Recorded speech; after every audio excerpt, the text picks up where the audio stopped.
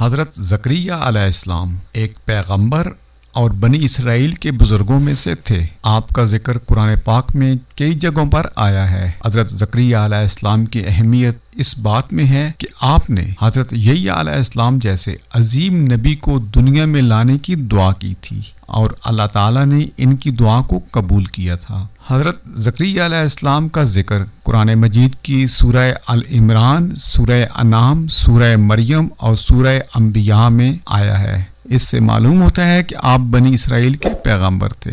مریم علیہ السلام آپ ہی کے خاندان سے تھی۔ جب وہ پیدا ہوئیں تو ان کی والدہ نے منت کے مطابق انہیں ہیکل کی نظر کر دیا۔ حضرت زکریا علیہ السلام جب بی بی مریم کے حجرے میں جاتے تو کیا دیکھتے کہ ان کے پاس کھانے پینے کی چیزیں رکھی ہوئی ہیں۔ آپ کے پوچھنے پر بی بی مریم انہیں بتاتی کہ یہ اللہ کی طرف سے ہیں اور اللہ جسے چاہتا ہے بے حد و حساب رزق عطا کرتا ہے۔ حضرت زکریا علیہ السلام لاولد تھے، بیوی بانجھ تھی اور خود بہت بوڑھے، لیکن اولاد کی تمنا تھی۔ آپ نے اللہ سے وارث کی دعا کی۔ خدا نے آپ کو ایک فرزند عطا کیا جس کا نام آپ نے حکم خداوندی کے مطابق حضرت یحییٰ علیہ السلام رکھا۔ مسلم مورخین اور مفسرین نے احادیث و روایات کی مدد سے حضرت زکریا علیہ السلام کے حالات پر روشنی ڈالنے کی کوشش کی ہے۔ ان علماء کا اس امر پر تو اتفاق ہے کہ آپ حضرت سلیمان بن داؤد علیہ السلام کی اولاد میں سے تھے، لیکن والد کے بارے میں اختلاف ہے۔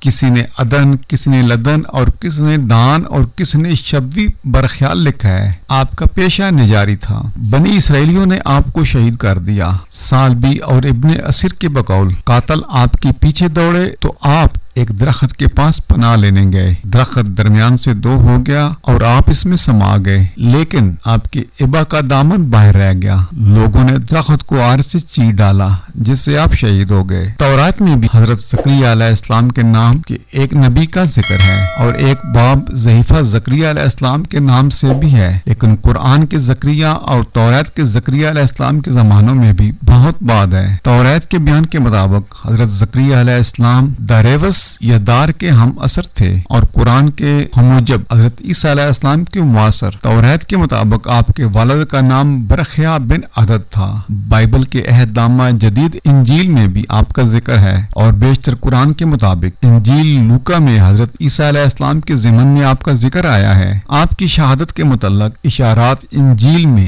باب 23 و 35 اور انجیل لوکا باب 11 اور 51 میں پائے جاتے ہیں۔ انجیل کے بیان کے مطابق آپ کہاں تھے اور یہودیہ کے بادشاہ پیرود کے زمانے میں گزرے ہیں۔ یہودیوں نے آپ کو ہیکل اور قربان گاہ کے درمیان قتل کیا تھا، لیکن انجیل آپ کو پیغمبر نہیں مانتی، صرف نیک انسان کہتی ہے۔ یہ تمام تر معلومات مختلف ذرائع سے حاصل کی گئی ہے۔